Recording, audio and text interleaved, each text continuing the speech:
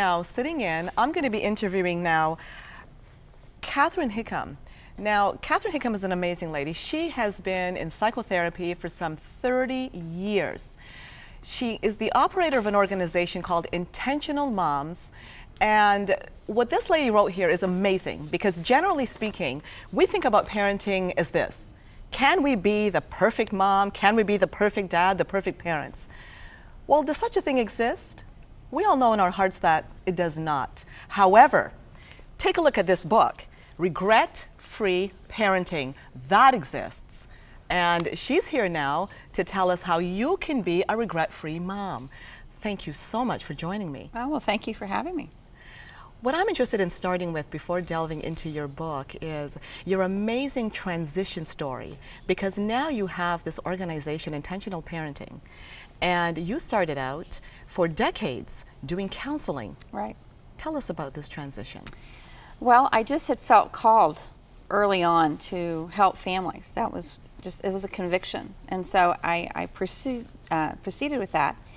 And the more I did it, the more I began to ask God the question, because a lot of the parents and families I was seeing were followers and believers, but they weren't doing any different than the rest of the world. So I began to ask the question, and so He began to show me what the problem was. And so after so many years of doing intervention, I really wanted to do prevention, and I really wanted to put some tools out there and some truth out there that would help parents prevent having to see me as a counselor.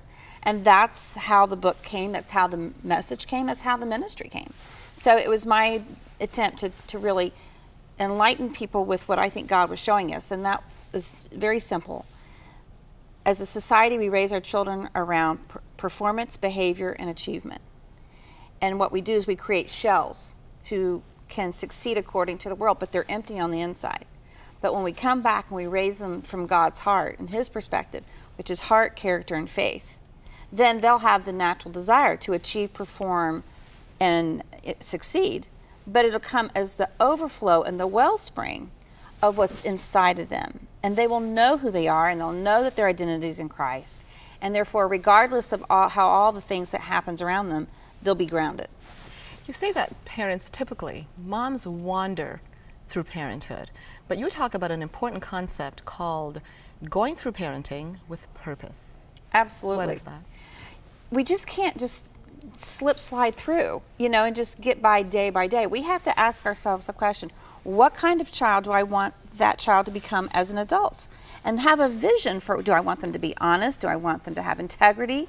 Whatever those values and those truths are that we want manifest in their lives, we need to be holding dear and near to our heart right now, because that will guide the way we parent, that will guide the way we teach, that will guide our focus. And we need to be focused that these are the moments that we have, that God has given us to be able to help channel that type of person to evolve and become. What we want from our children, that is very critical, because you're talking about something solid, something of depth, something of meaning. Right. But this is a problem that we often make as parents, and I have to say, I mean, kids don't come with manuals. They don't. Something that you also point out in your book, and this is very profound, that it's amazing how children can be siblings in the same family, but yet so different. Absolutely. So as parents, we can often impart what our wishes are, our expectations are upon those children. Right. And this is something you address. Well, I think it's one of the major frustrations, because they're not turning out the way we thought they would, or they don't trying to bend them. We're trying to bend them. We're trying to change their wiring. And He didn't give them to us to change their wiring. He gave them to us to fan the flame of the way He created them, because He knows the plans He has for them. We don't know that. So we have to come along and protect it, develop it, and believe that God had a plan when He created this particular child. But I also think it's really important to recognize He gave each of us the particular children He gave us for a very divine and holy reason. Very encouraging. Yeah. And something else you say is study your children. Absolutely. Most parents think they know them, but I got to tell you, based upon the relationships that I've had with children and families, a lot of parents don't have a clue. And the older they get, the less they study, because they don't like the adolescence age. And then they get into young adulthood. And by that time, the young adults are living a completely separate life, and they only show and reveal that part of themselves that they know their parent will like. And that's really sad for the kid. The kid really needs to know they've got parents out there who are going to love them in spite of and not because of. So we can't assume that because they came from us or we've parented them in the early years that we really still know them because we birthed them or that we adopted them early. We have to recognize we have to always be students. The dreaded teen years. And the big question, do the teen years have to be monster years? Absolutely not. They can be the most exciting years of your child's life. But if you walk into it with the idea that it's going to be bad, then you're not going to be disappointed. And parents are. They do. They have this really bad attitude. And if the teen had the same attitude as the parent, they'd get in trouble. But yet we seem to think it's okay for us to have this dreaded idea. And I don't think it's fair. I don't think it's fair to them. I don't think it's fair to the relationship. I think it undermines your authority as a parent. And I think it undermines their vulnerability. Now here's where mom's hands have to be held. Okay. Parents. Those years, those teen years, you point out very clearly something interesting in your book, and that is the teen brain and teens are going through rapid brain change, and this causes natural behavioral changes, which translates into horror stories sometimes for parents. So how do parents deal with this? Well, I think we have to have a little bit more compassion. That doesn't mean we still don't have our rules, because we need to have our rules and we need to be consistent. But, you know, they're not good at impulse control. Okay? They are not very organized, therefore they have really messy rooms. They don't think ahead, you know, we always are teaching them to think ahead. So we get really frustrated because we've told them several times to do something and they're still not doing it. And I think, you know, if you look at the neurology of the adolescent brain, this is unfolding till mid-20s. It's not just during adolescence, but into the mid-20s. So we have to have an understanding of what they're going through. At the same time, we need to be consistent and continue to be supportive and being teachers along the way. We still have to have consequences when they violate the rules, but we need to be respectful. And that's where most parents drop the ball. They quit being respectful towards their teen. And then they get into a battle, and no one wins. You talk about the controlling parent. Yes. How does one identify? Yes.